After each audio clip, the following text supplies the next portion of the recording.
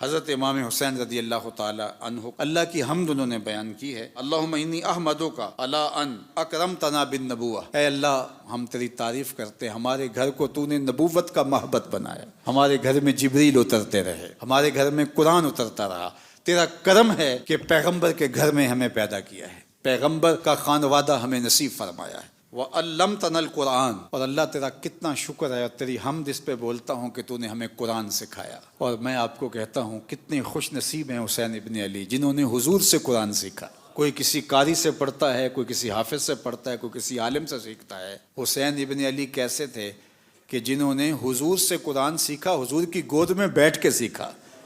ہم چٹائی میں بیٹھ کے پھٹی کے اس طرف ہوتے ہیں، استاد اس طرف ہوتا ہے، لیکن حسین تیرے مقدر پہ قربان، تو نے قرآن سیکھا بھی، حضور کی زبان سے چوسا بھی۔ کیا تو نے فیض لیا حضور کی زبان نور سے، اللہ اکبر۔ تو فرمایا کہ اور ہمیں دین میں فقاہت عطا فرمائی۔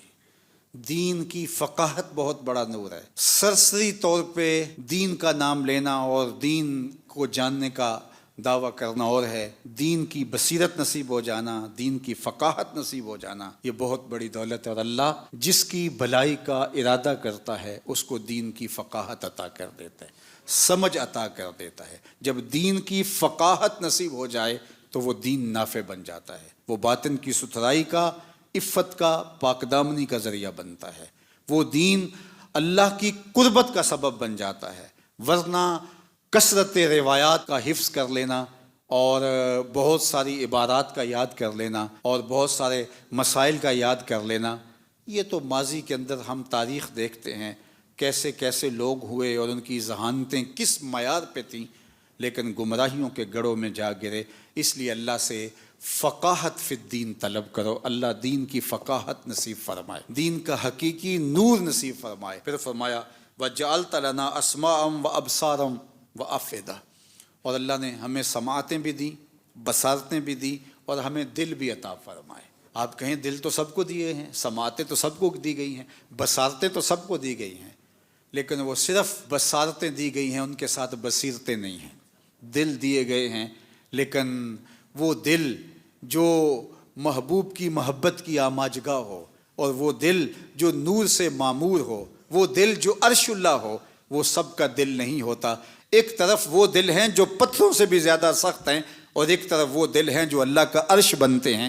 تو کہا کہ اللہ جل شانہ نے ہمیں دل بھی دیے ہیں، ہمیں سماعتیں بھی دی ہیں، ہمیں بصارتیں بھی عطا کی ہیں۔